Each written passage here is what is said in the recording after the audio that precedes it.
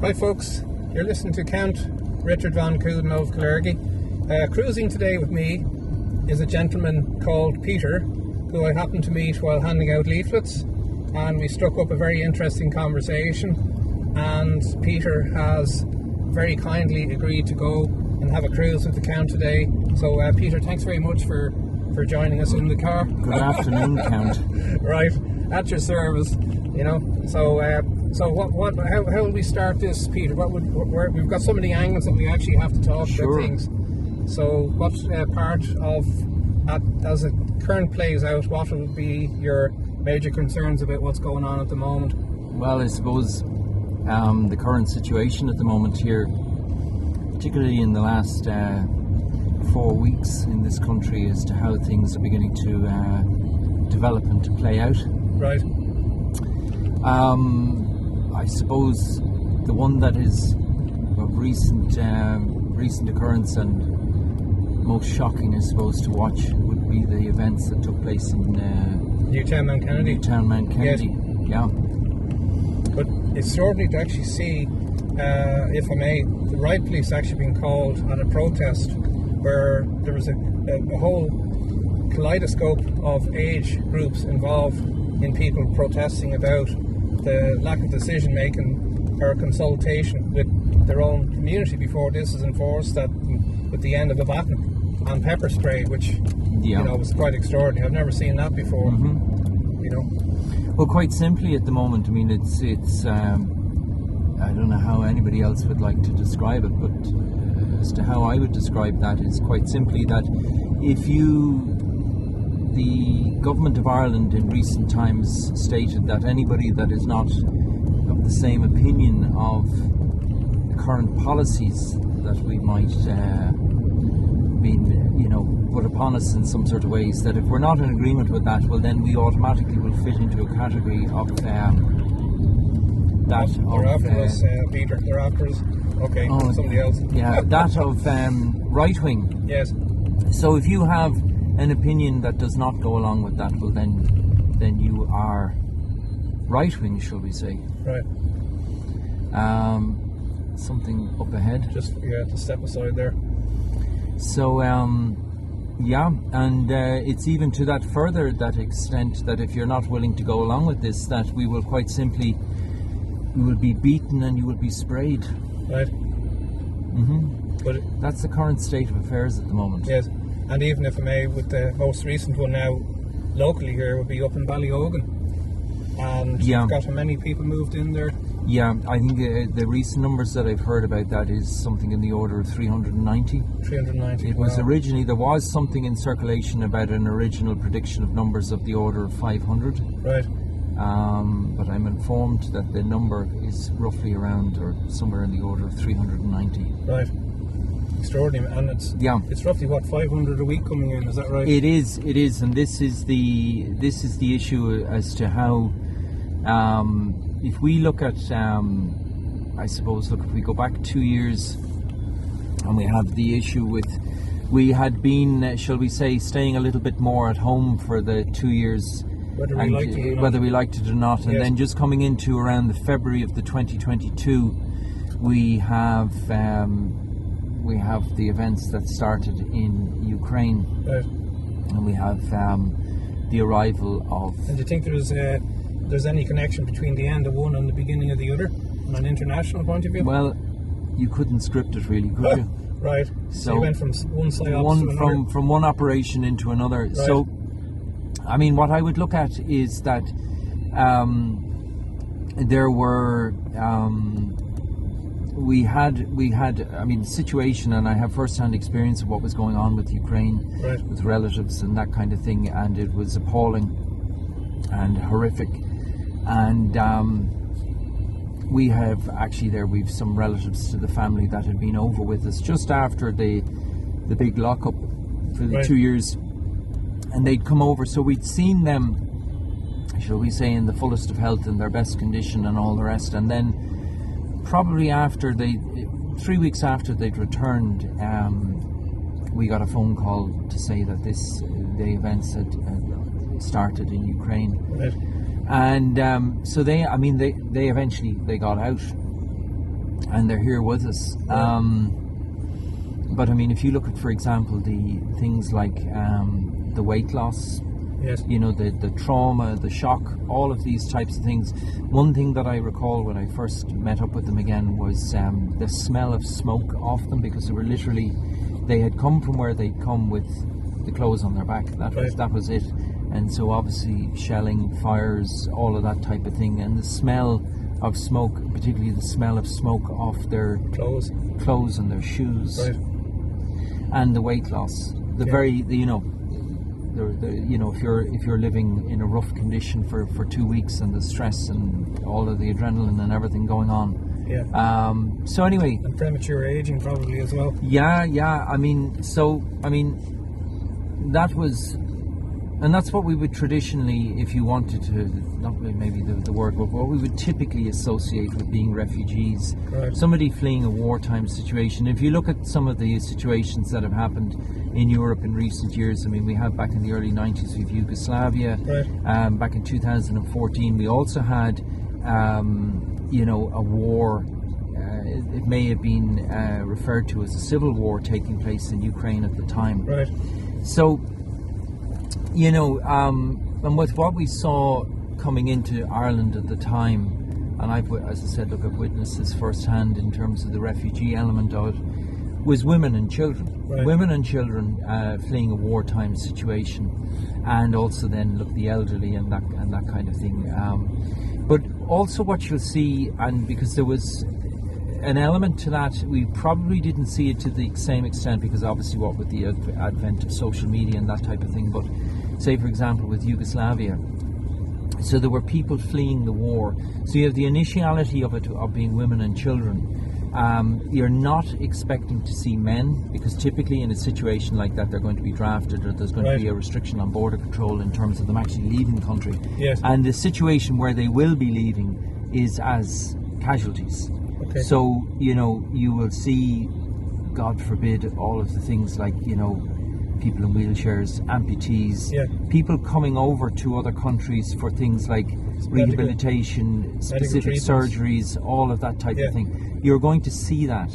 So I'm trying to describe the aftermath of what we would typically see from a war. Yes. The initial wave, women and children, and then after that, then the actual casualty elements Right. that you're going to see. That's So what we're seeing now is effectively it doesn't match that. No, what we're seeing at the moment doesn't match that. Right. And if you listen to some of the stories that are being described, people might say that they came from whatever country, in Africa or in some part of Asia or something like that, or the Middle East, that they've made their way over here, and it's taken them, say, 12 months, 18 months to get here. Through safe countries. Through various different countries. Yeah. But you can imagine in terms of making that actual journey, if you were, I don't know how you're doing that. Look, let's say that there's quite an amount of that being done by foot. Yeah. Quite simply, after that length of time between living rough, poor diet, all, the stresses and everything that go on. The accumulation. Well, there's an accumulation of both physical and mental issues that Right. are going to affect you. But quite simply, you're going to be pretty much the worse for wear by the time that you would Yeah. get certainly this far to Ireland. Yeah. So the point being is that it doesn't fit the bill. We should expect to see people that are in a very bad Disheveled. condition arriving, and that's Right. not what we're seeing Yeah. now. I suppose, look, we've discussed this, and I suppose this is quite outspoken, but this is just an opinion, and look, take it. And hence my interest and, Yeah. and appreciation for you to, with your knowledge and experience, to be able to articulate that into to a different point of view than would say have most people's concerns. Yeah. So, I mean, quite simply, so I started looking at this, particularly this really began to grab my interest, because obviously we had what we had with the Ukraine issue, and I've spoken to quite a number of these people that came over from Ukraine, and to hear the stories and that kind of thing. And I think it's very important from the point of view that there's always, I believe in the idea that there should be some form of, as to how you can do that, to make that kind of connection with people, to find out what's going on. And hence, as I may have described, I have, just on a personal note, but quite an interest in foreign languages. Right. I always, whether you want to take it... Your typical far right I'm person. absolutely typical. I mean, most of this is one of the things that's quite interesting about a lot of the people that would be associated with the far right, is that this big interest in foreign cultures and languages and all of that kind of thing. And so I would fit into that very much so. Yeah. Languages are very interesting from the point of view of the more that you develop with a language, the more that you begin to understand other people, or that you try to understand people, because obviously you have your own perspective of your own upbringing, your own culture and societal beliefs and values and all of that kind of thing. Yeah. And it can be, if you wanted to say kind of keeping an open mind, that can be a little bit difficult because there's still always a bias. You obviously come from somewhere, you have your own frame of reference. Right. But if I may, Peter, was not the whole point of Clergy and his book Practical Idealism was that the effort to kill nationalism was actually to mix people together, so to create a citizen that would have no identity as to where he, you know what I mean, that the whole cultural aspect of things was to separate people. Well, that is part of it, because obviously, like with languages and that kind of thing, it very quickly begins to arrive at a point where you begin to understand what is the composition, what is the basis of the language, what are the associations with the language, as to whether it could be something to do with geographical, could be to do with work practices, could be to do with religion, etc. All of that type of thing, and different people and their. But you can see it even here, like the culture war against, like I actually attend mass. I didn't go to mass for over 30 years. Yeah. But due to one thing or another, I find myself where I'm actually a mass goer, but I actually like the traditional mass because I feel I'm actually attending a sacrament. I'm not there to be entertained, and I felt that in an effort to try and get people into churches, that some of the churches went down the route of bordering on entertainment rather than a sacrament. Sure. Yeah. And so it's just something that I've actually returned back to. But you can see the effect that the culture wars have actually had on this country, both financially, morally and spiritually, in so many different ways. I mean, even on that, just from a religious point of view, like if you look in the days of old with the church and the Latin language, and it's actually quite interesting because, again, like as I said, I like languages and I like to travel as well, but I mean, I recall it's a couple of years back I was in Switzerland, in the city of St. Gallen. Right. And that was originally a city that was founded, its makeup is on the basis of a university that was founded by Irish monks. Right. And there are books, there's the Gospels there, and they're written in Irish, Greek and Latin. Right. It's phenomenal to see, there wasn't the low-cost airlines back at that time, but we were managing to get that far and to bring our influences and all the rest. Yeah. But I mean, the thing with the languages and the cultures and all of this kind of thing and the understanding of it, and I always, as I said, it's difficult to be kind of not biased or kind of indifferent to it in some sort of ways. But I do try to remind myself that I'm not trying to compare one to the other in terms of one being better or worse than the other. Yeah. There is, shall we say, that we treat everybody with a certain level of a dignity and respect, but I can't, that's not to say that when in Rome, shall we say, that the particular type of activity or behaviour or the societal values, I may not agree with that. Yeah. Well, there's certain cultural norms that would be appropriate in certain parts of the world would not be appropriate over here.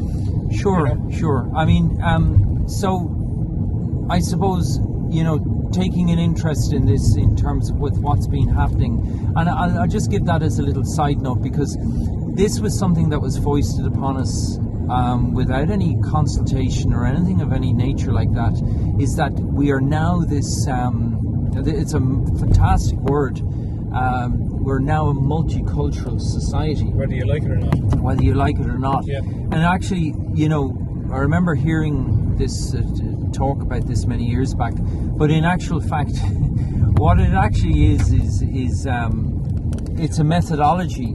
It's a methodology of introducing this into a host country, into a host culture, right, in order to rid that country of the actual host culture. That's in essence what you're doing, because when we start looking at culture, we have various definable attributes in relation to language, values, music, art. But isn't that the crux of it, Peter? There's a difference between multiculturalism and integration, and people keep talking about multiculturalism, but not integration. And I think this is where, if you have a situation where, like we're in a situation now where I think we've got roughly 22% of the people in Ireland are actually foreign born, that you're in a situation there where integration becomes, I would say, practically impossible because of that, because there's no need to integrate if you are. Yeah. Well, I mean, the long and the short of it really is that a multicultural society is a society without a culture, because it's not definable. It's not, you can't, if you were in some part of the world, like, let's say, I'll just give the major ones, but let's say that we're over somewhere in China or something like that. Yeah.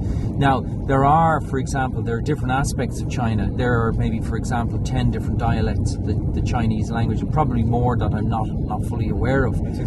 But it is very definable as to where we are and what we're doing, and the way that people will behave, the way that people will interact, the cuisine, the geography, the value system, etc. It's definable. It's, just as much as if you were standing in, say, now that's probably too much of a touristy position, but if you were standing in the middle of Red Square in Moscow, well, we know where we are. Yeah. And I'm not here as we are here at the moment out in Enniskerry. Okay. I would be in, there's the language and the signage and there's writing and there's people talking about different things and all of that kind of very, very definable. Yeah. And that is the cohesiveness as to kind of what builds, that is the structure, that is the, that's the structure of the society, and that's what keeps it together. So what we have at the moment here, we have fragmentation. Well, we have fragmentation, that is basically it, because even on this, and I think I discussed or mentioned, we spoke about this before, as I said, look, I could make all the efforts to learn a multitude of different languages, and that was my choice, that was my interest. But if we were to talk to these people that are arriving here, and for whatever reasons that I can't say that they're all the same reasons as to why they're arriving here, but if you were to say to them, well, look, you must now learn English, and you must learn about this, and you must learn about that. Well, I would consider, first of all, I kind of consider that a bit kind of disrespectful or imposing, or whatever way you wanted to look at it. But it's kind of even some sort of kind of egocentric type idea that I have that the world. How do you employ somebody that only has their own language? Majority language spoken. But what I'm getting at is that if people are coming in large particular numbers, the attitude may be, I don't want to learn that language, and I have absolutely no interest whatsoever in your culture or your beliefs or your ideas, or even the fact of you or your country or anything like that. As far as this is me, this is my life, etc. But if there's a difference of opinions, if there's difficulties around different things, because we're all living within proximity to each other, well, do we not have a problem now? Absolutely. So it's I can't say that I'm making observations and I'm giving opinions here. But effectively, then you're in a situation where you're importing unemployment with with very little prospects. I just witnessed this recently with some study program there, whereby some people had travelled here because they were in another country in Europe. They wanted to get a particular qualification, but it wasn't available to them in English. So they came here to do that particular course so that they could get it in English. The learning aspect of, and particularly obviously because it's a course and it was of a technical nature, let alone to learn the language, but let alone to get to that actual technical level, our proficiency in a language as to how many years. Now typically, it might take Sorry, just add in Yeah, here, go on, folks. We're actually in the little, very picturesque village of Enniskerry, and quite close nearby. It's is Bray on one side, and you can go towards Parscourt Waterfall. But the clock up there now is back working again, thanks to Disney. That had a production here in the village for a couple of weeks. They set that up as part of their theatre.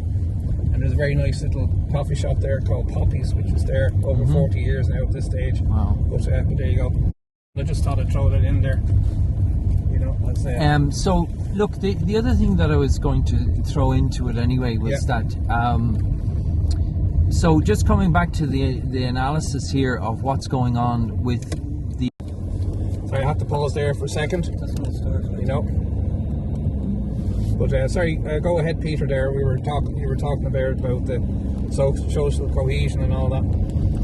Yeah, I mean, so you know, I mentioned about the whole issue with Ukraine, and I mentioned about women and children, and the elderly, and that type of thing. You know, at some later stage, yes, we have seen men coming in. I'm not fully familiar with what the backgrounds are, but just to reiterate, the typical with a fallout from a war would be women and children, the elderly, and then followed by casualties or people that are coming in looking for, you know, basically they're no longer fighting fit. So you will see them. But what we're seeing at the moment is these large scale numbers coming in that are predominantly men. You know, if we were to put an age on it, say 25 to 35, a lot of them, to be quite honest with you, from what I've observed, look in good shape. I don't know if you've seen that. Yeah. Have you seen that, Joe? Yeah. So so what we're trying to do is just analyse this a little bit and kind of, you know, add and subtract or deduct and kind of come up with something out of that as to what exactly we're seeing. And is there an ulterior motive? Well, yeah, I mean, this is the thing. I mean, what I'm seeing at the moment is the numbers that are coming in. And, you know, if it's 300 here, if it's 500 there, and it's just men aged 25 to 35. Right. And as I said, if we were to give, you know, sit down and kind of brainstorm a little bit about this as to kind of, well, why would we see that? Or, you know, where would we see that? Yeah. And as I mentioned before there, that I can only give, well, there's three categories that we can give for a large scale assembly of a number of men. Yes. And that is, one is in a prison, maybe two is at a football match where you might see, you know, a particular fan base descending on a city, but typically only maybe for 24, maybe, you know, the weekend or something like that, 24, 48 hours. They come in, they go to the match, and they're gone. Right. Yeah. But the third is where we see a large number of men is in an army. Right. And if you wanted to look, you know, historically, or look at the makeups of numbers and stuff like that, in terms of maybe, you know, 100 a company size, maybe 500 a battalion size, right. Maybe 2,000 brigade size, and that's what I find quite worrying or quite sinister here at the moment, because that's what we're seeing. Right. It's not a prison situation. It's not a long-term football match or something like a World Cup or something like that, where people are here maybe for, if it was to go on a little bit longer, right. For 2 or 3 weeks. So, you know, we're obviously observing, we're looking at this from a distance, and we're trying to gather the information, and we're trying to give it some sort of, you structure as to, well, what exactly are we seeing? Yeah. Now, if we go a little bit further on this, which is also quite worrying, is that there is people coming in without documentation. There's no profiling, there's no background checks, there's no possible understanding of country of origin. Yeah. Where maybe we could do some sort of consular checks or that kind of background and start looking into people. There's none of that. And then we have, you know, we've had a couple of media stories there in recent times. I mean, one of them there just in the last couple of days is the Nigerian ambassador to Ireland making a mention about this understanding that known criminals have travelled to this country. Right. The other one as well that we had, which was last year, was particular African country making a statement to say that there was a known serial killer in this city of Dublin, Yes. staying in a particular hotel in West Dublin. Yeah. And there was an initiality of a kind of a denial, or It took 2 months. yeah, for so guards the to inquiry, actually respond to that. the inquiry is, look, guys, we have a reason. Quite simply, now I'm not privy to those documents or those negotiations, but quite simply, looking at it from far afield, look, guys, we want to make some inquiries because we have a reason to believe. Yeah. So I find that quite worrying. Like, right. and you see these, whatever way. This is another part of our society at the moment, is, if we were to give it a term, for this absolute obsession with virtue signaling, is, to hear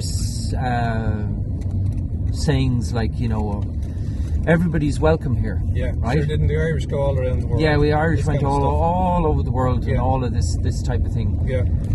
But here's the thing: if let's just give it a little bit of common sense. If I knocked at your door, Yeah. and I've only met you once before, at the time that we met, but if I was to knock at your door and I was to say, now, how's it going, Count? Listen, is there any chance that I could come in here and could I, look, just put on the kettle there and I'll come in here. I'd like to sit with you for the next few hours and maybe we'll watch a football match or whatever. Yeah. Well, if you have a family, if you have children, you have lots of other considerations, you know nothing about me. Right. Are these people trying to say that the societal norm should be that, well, of course you'd invite them in? Of course you'd allow them to come in and sit with you and your family and all the rest. Yeah. I think most people would say, I'm sorry, I don't know you from Adam, and you're not coming in, you know? Yeah. If I knew you from some sort of context, maybe work or sport or something like that, or whatever. You might take that into There's been a period of time within which we've established a relationship and some sort of understanding, or should we say, quite simply, a trust. So that's the ludicrous kind of proposal, is that people can come in and if you look at it and kind of how this is kind of waxed and waned a little bit, but if you look at it back at some stage, I can't remember, it's maybe 5 years ago, maybe 6 years ago, there was a kind of a major emphasis, particularly with things like sports clubs and stuff like that, on Garda vetting. Right. What happened to all of that? Sure. Where did the logic and reason of all of that go? That all of a sudden, no, sure, you don't need that, really, do you? Yeah. So now, if I was to look at some situations where we start to really wholesale let groups of people come into a country, or groups of people come into a country, whether you want them or you don't want them. There's lots of historical examples. If we look at Algeria is one particular. It's bizarre that actually we have quite a contingent of people from Algeria coming here. But if you look at Algeria and the history of it there for years, in terms of trying to get rid of this, the presence of the French and French rule and all of that kind of thing, and there was some sort of, without going into all the details, but a success to that.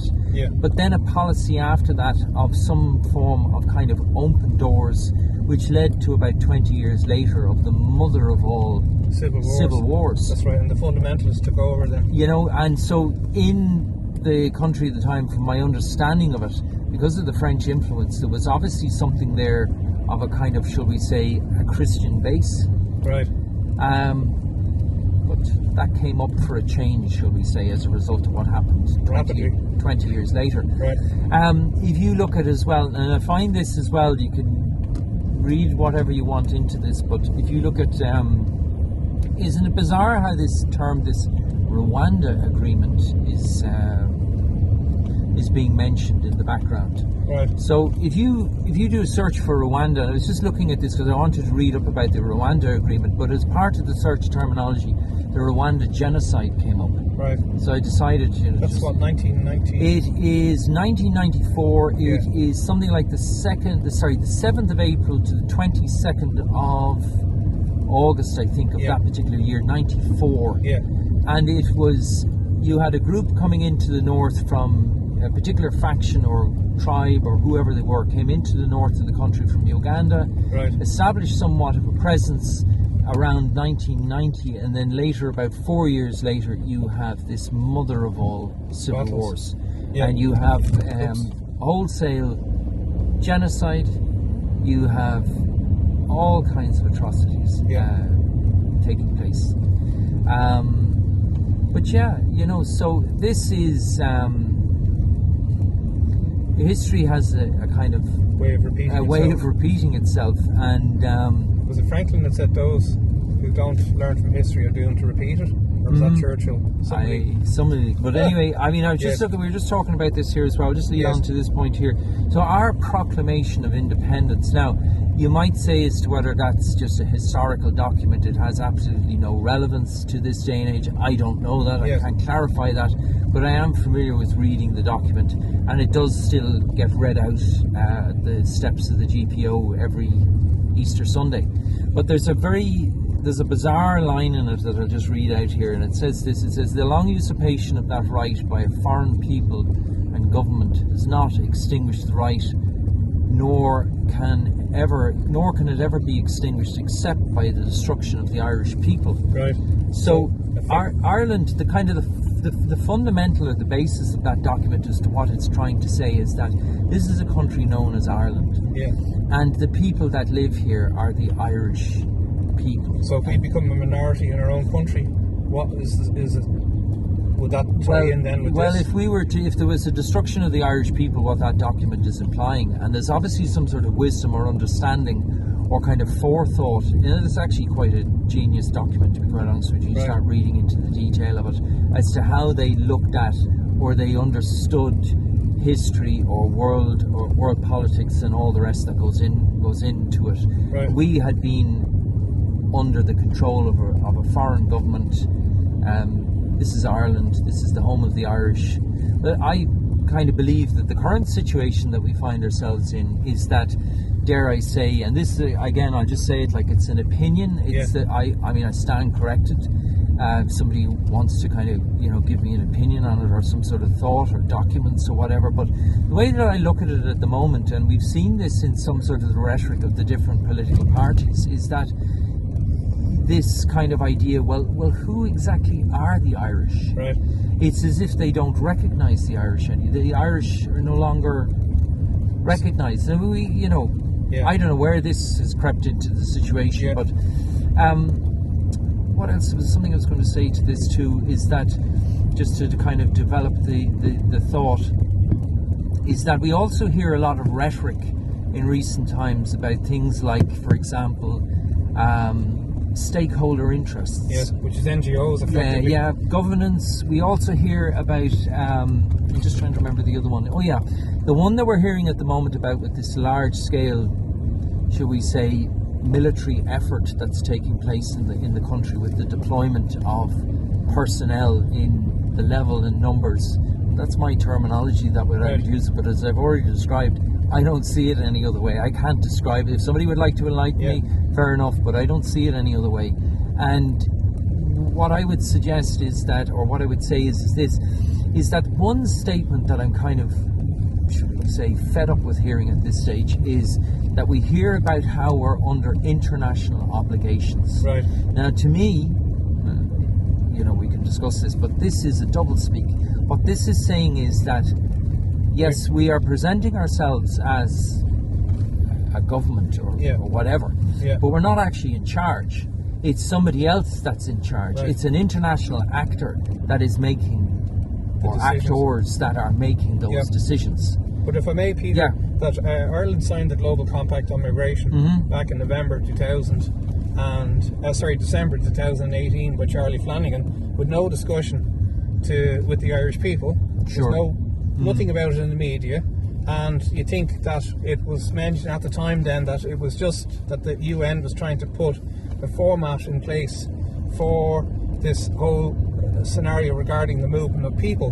But like that, it was deemed that it was non-binding. So when did it go from non-binding into international obligations? And also, if I may, at the same time, there was a document signed called the Marrakesh Political Declaration. and that was to do with the movement of people from Africa into Europe, Yeah. and to ease the restrictions, and to go, if I may, even Jean-Claude Juncker at one stage, he was interviewed on Euronews, and he mentioned the fact that the EU had invested, I think, 400 billion in Africa, and they wanted a return from their investment, and that was in the form of the labour that they could extract from Africa to bring to Europe. Yeah. But Yeah. that's, there again, it's without the consultation of the people, Yeah. you know? So, I mean, it's a very worrying situation that we find ourselves in at the moment. Right. I'm just trying to give a particular perspective on it. Yeah. You know, this idea that Ireland is not full, or, you know, this kind of runaway train nearly, in some sort of sense that, you know, and I mean, if that is to come, I'm just recalling the words of this is a real right winger, is Viktor Orban, who said Right. that I will not be put in a situation whereby I will be expected to pack my own bags in my own country and leave Right. for somewhere else. Yeah. So I mean, is that what is expected? And it's also interesting that, you know, the kind of the rhetoric of, sure, we travelled all around the Yes. world, that'll probably come back around again. It's, well, sure, we can travel all around the world again. Yeah. So, So do we not have the right to our own homeland? well, that Effectively. is up to the people of this, I would say the majority, if there is such a thing as majority rule, Yes. that is up to the people as to whether that's what they want, you know. Right. I mean, if you just look at, there was some of those numbers there on the PPS numbers there, we spoke about that there just Yes. recently. I think there was 88,000 actual Irish new PPS numbers, as opposed to 265,000 Right. non-Irish. And Right. I just, there's an opportunity here as well, I'll just throw this in for good measure, Yeah. is that if you look at the census data from 2016 and 2022, Right. and I had a look at this because I was looking, as I said, I was interested. I wanted to kind of look into this with a little bit of detail and see as to kind of what information could I get my hands on to kind of, you know, give an opinion on this, or, you know, inform myself. Yeah. Is that, so I looked at the census data, and we were hearing about this mention, because I'd heard this mentioned it was actually a professor in Germany, I think somebody to do with statistics, and he mentioned this, it could be about 3 years ago, and he mentioned some demographics of the German population, but of course he mentioned it, and then, you know, because he was a right-winger, and he was a very bad man, and Right. all of this kind of thing, and he lost his job. But he mentioned at the time, now I'm just trying to recollect what this is, I haven't got it off the top of my head, but it's something of the order, I think, of maybe, it's either 60 or 80 million in Germany. Right. But what Yeah. what I do understand is that the figures that were being mentioned is, at the time, 25 to 35 was somewhere in the region of 6 million German citizens, Right. of which already 1 million of them were not ethnically German. Right. So you now have 5 million that are ethnically German. 25 to 35, you might Yeah. say, well, sure, look, you know, if there's 80 million in Germany, sure, what's the issue with taking in another million or two? Yeah. But the issue is the 25 to 35-year-old men, Yeah. because there's 5 million German men that age. They are the fathers of the next generation. Correct. So if we impose on that, and I just draw, I mentioned Rwanda there, and that's kind of a brutal form of genocide, but there are other forms of genocide that are mentioned under, you know, various UN kind of charters or whichever it is, but anything to do with interfering with the natural birth process in a country can Yeah. also be considered either in whole or in part. Yeah. So what we have here at the moment, so I looked at this as well, and what we have is, we have those two figures mentioned, 2016-22, we have 358,000 men in this country that are of those ages, 25 to 35. Right. But there is a caveat in it, that there's an understanding that 20% of that are not from here. Right. So that brings us down to 286,000 men, Yeah. aged 25 to 35, fathers of the next Irish generation. Yeah. But here's the thing. I mean, if they're discussing about bringing in 30,000, are we going to, they're mentioning that they haven't given a profile, are they going to bring in 30,000? They mentioned 30,000, but are they bringing in 30,000 men, 25 to 35 every year, and do the maths based on 286,000? Yeah. But then you have to Men. factor in as well, Peter, family reunification. you know. Yeah. That you have a situation where I think the average is 10, but I think there was one guy recently applied to have 70 family members brought in. Sure. So, So as I say, 10. So if you have multiples of 10 each time, like that's it just gets completely out of control very quickly. Now, one other thing I wanted to mention, and we'll just touch on this a little bit. We'll go in. I'm not going to go into marvelous detail, or even somebody would, what level of detail we're going into it. Yeah. Some people might say, the usual, and I already stated that. Look, so I mean, probably what I'm saying, you can go and look up the figures yourself. You can look up some of the references of what I'm speaking about here. But I did already state that I am falling into that category. I mean, God forbid the amount of languages that I speak. I mean, that's ultra right-wing activity to take an interest in other cultures and that kind of thing. Traveling, I mean, for God's sake, traveling around to other cultures, infecting polluting the environment, all of this, and even integrating or talking to other people. I mean, it's dreadful conduct altogether. But one of the things that I will mention here as well is that of the runaway train situation.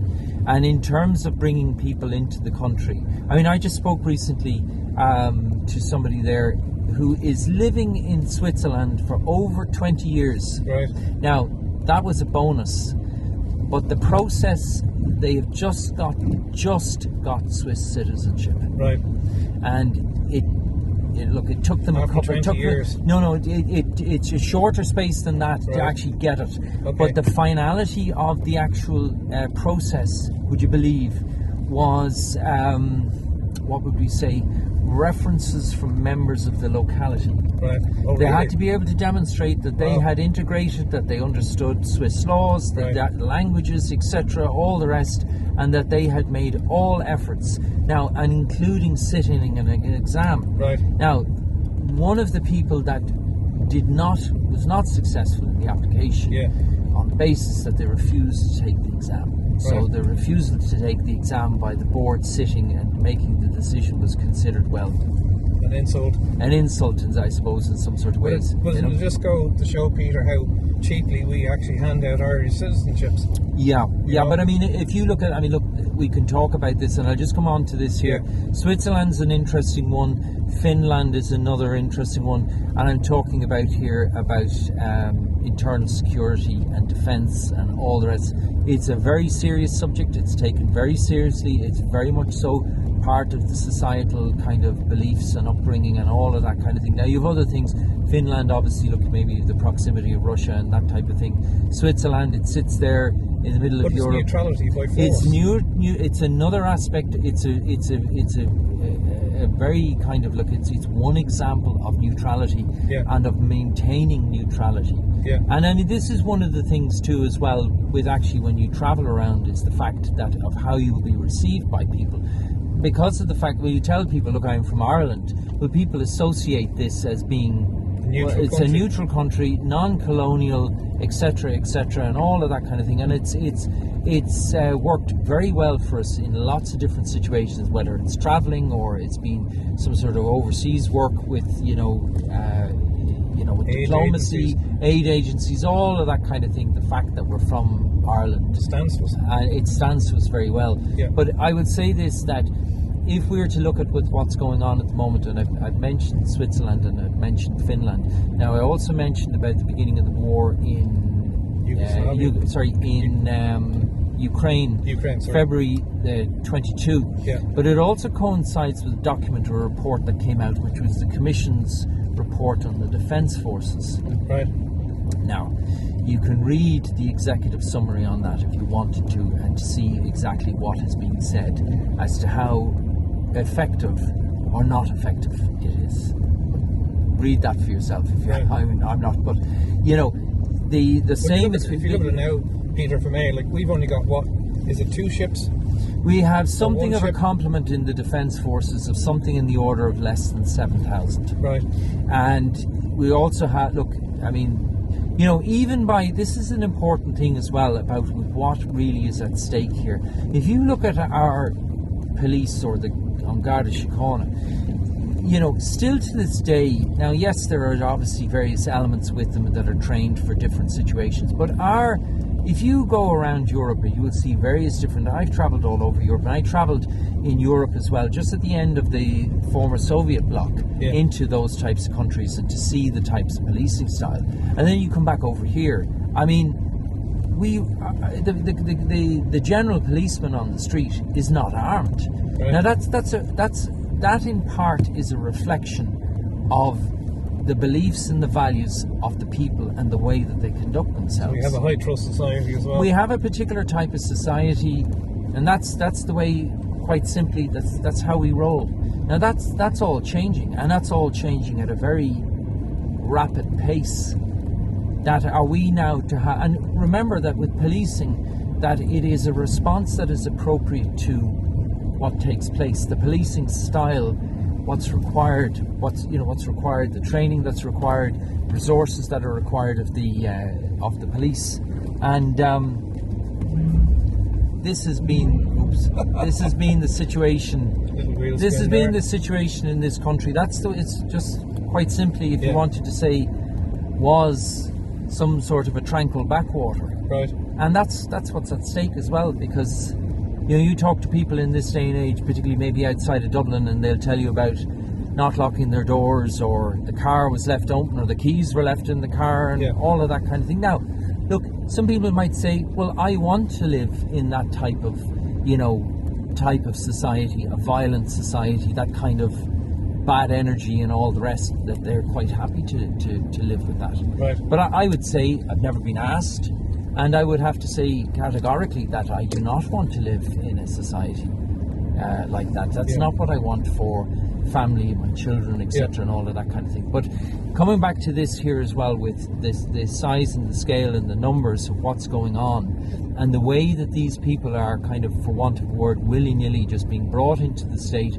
no background checks, etc. And put in strategic locations. Put in various strategic locations, and then we're expected to go along with this as if it's normal. This, to be quite honest with you, it's beyond. I can't really give you an explanation other than it's beyond crazy. Yeah. Yeah.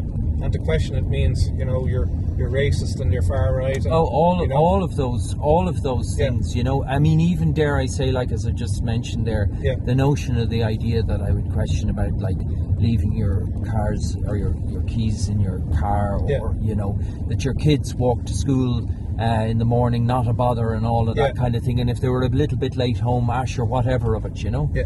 But I just thought, if I may, Peter, just do a little. The gate is locked. Closed. The centre here at Glencree, and this is a very interesting background to it, because I mean, there's a lot of history to this place here. It was originally a British barracks, but it took children after the Second World War from Germany.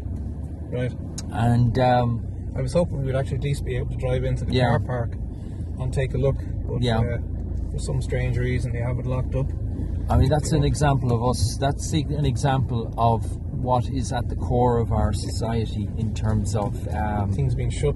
No, I'm saying that at the core of our society, that we have always reached out to help. Yeah. So, it's a lovely little church there if people are ever passing by. And as I say, around the corner here, we have the German war graves as well. So I think I have about, what have we got there? I've got about 10 minutes footage left in the video, Peter. So if you don't mind, maybe we'll start to... So, but a couple other concerns, if I may. We were talking earlier on about property tax and property rights. Would you have concerns regarding? Well, I haven't. That's not something that I have. I've dug a little bit into it, but I can't give. Well, I could give you some sort of ideas, but there's a number of things that are kind of floating around there that if I was to sit down with my board and start putting stickers on it and trying to draw correlations or look at that and see as well we're getting anything. Yes. But I mean, one of the things that I don't have a full clarification on it, but what I would say is this: if I was to start to consider some ideas or some things that come into my mind, the first is back in 2008, 2009 is the property tax. and what exactly was going on. Remember, at the time we were in an economic crisis, the bond market was worth nothing to us, and was it a case that this was some sort of collation of private collateral within the state to be used? So like a doomsday survey? Well, to be Under used King John? to be used as basically as a loan, a collateral Okay. for a loan. Right. So that's one thing that I might consider. I might think about that. The other thing then that we also hear at the moment, or is being discussed, is we've obviously heard that these people that were arriving here to this country, they were being offered their own front door and all of this kind of thing. Yeah. And if we look at some of the terminology that's used, for example, I mentioned the Proclamation of Independence, and it mentions about the people of Ireland. Okay. Right.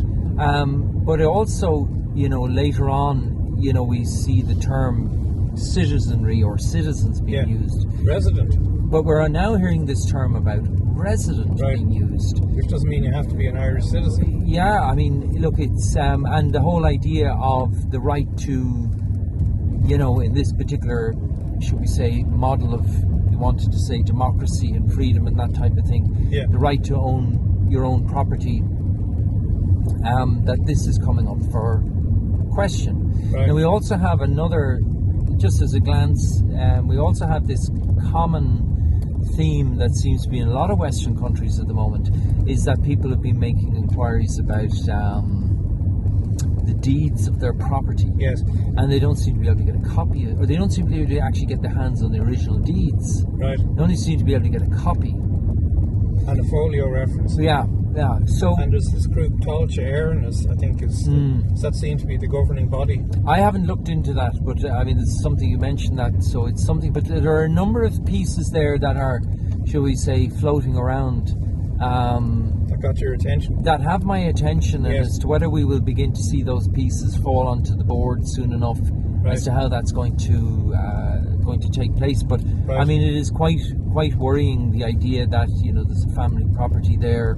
It's been passed on maybe from some generation to generation, or you got it as an inheritance or something like that. Yes. Because the normal thing you would have thought at the time would be that the family solicitor would have the actual deeds Yeah, of yeah. residency, not an external body.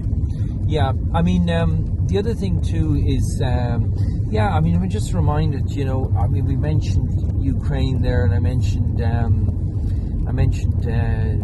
Yugoslavia as well. Yeah. I was just going to mention that as well in relation to our kind of opening up our arms to kind of the world and refugee situations. But I mean, I recall, for example, Yugoslavia back in the early 90s, and that was an absolute horror show.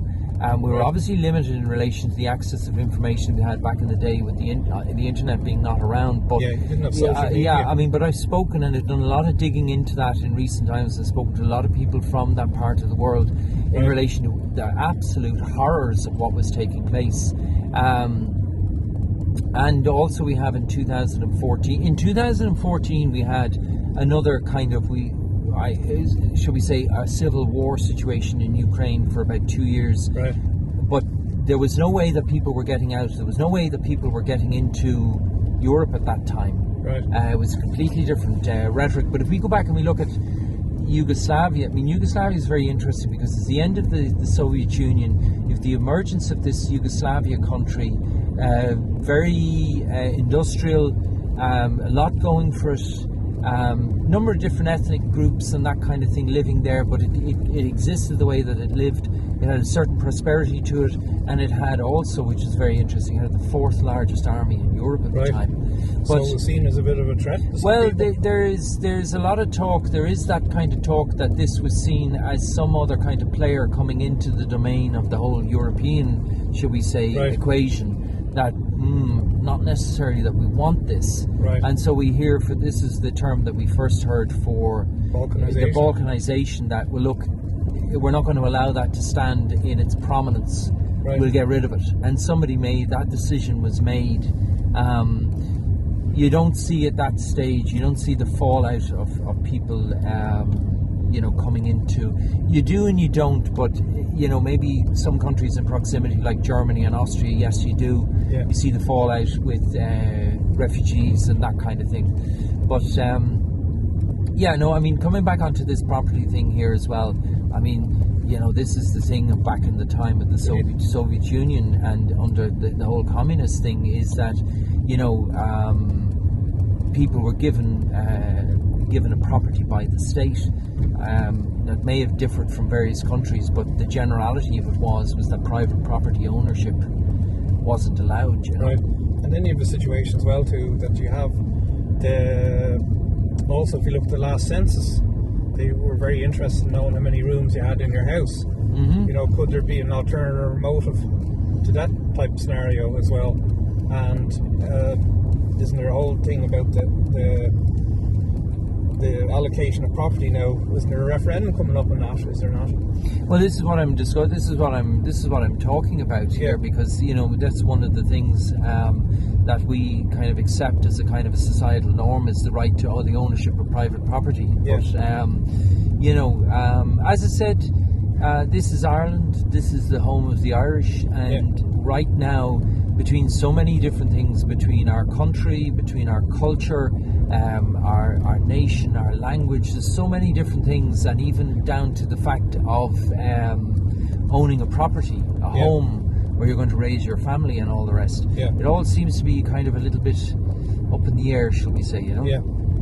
And even if I may, also, could a lot of this be down to the fact that we're one of the most indebted countries in the world, that we're kind of forced into making these decisions whether we like it or not, because external forces are, maybe the paymasters of these loans are looking for something back on them. Well, there's always this issue, and this is a thing that can always happen when we start talking about loans and bonds and all of that type of thing, is that ultimately, the Merchant of Venice, that somebody's going to be looking for their pound of flesh.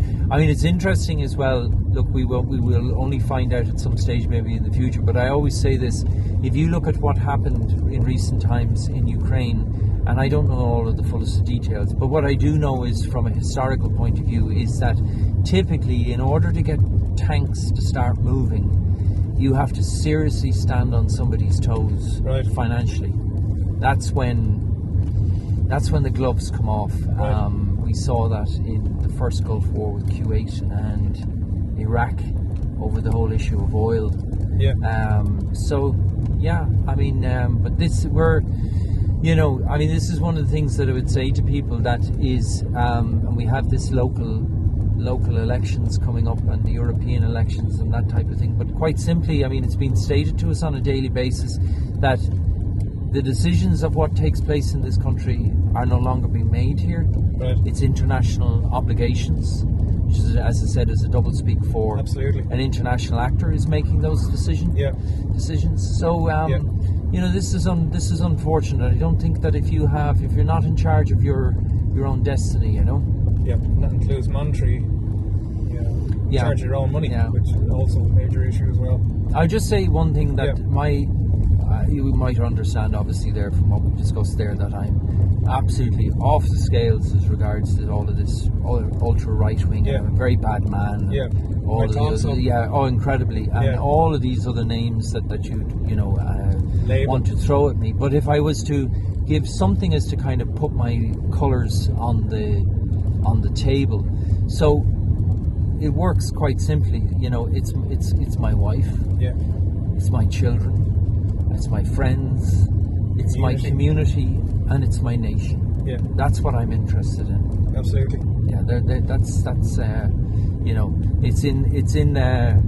it's in a particular order, and what I would say is, when it comes to those types of things, my wife, my children, and my friends, I quite simply say, don't get in my way. Don't get in my way, because they are what matters to me in life, and they are what should matter to anybody in life. Yeah. And when we have values and all the rest, we will go to the extreme to ensure that continues for and that's something I think that we've lost very much so. Well, if I may, Peter, I was talking about books. I like books, but I have a 13th edition of Edmund Burke's Reflections on the Revolution in France. It was printed in 1793, I think it was, and I bought that purely on the basis of his speaking about the sacred contract that runs through society between the dead, the living, and the yet born. And I just think that as a personal philosophy is so relevant. Yeah. The wisdom of that is still just as valid today as it was then, and we don't have the right to make the decisions that the future generations will have to deal with, the irresponsible decisions of things like sending out a tweet in 8 different languages telling people to come to Ireland to receive international protection, and you'd be given your own door housing within 4 months. Like, how irresponsible was that? And could you imagine people coming into, crossing multiple countries, coming to Ireland and being handed a tent and said, there you go, this is what we can provide you for the time being, you know? Yeah, I mean, you mentioned the dead generations. Yes. I mean, that's something also that all of what you just mentioned there is all mentioned in the Proclamation of Independence. Right.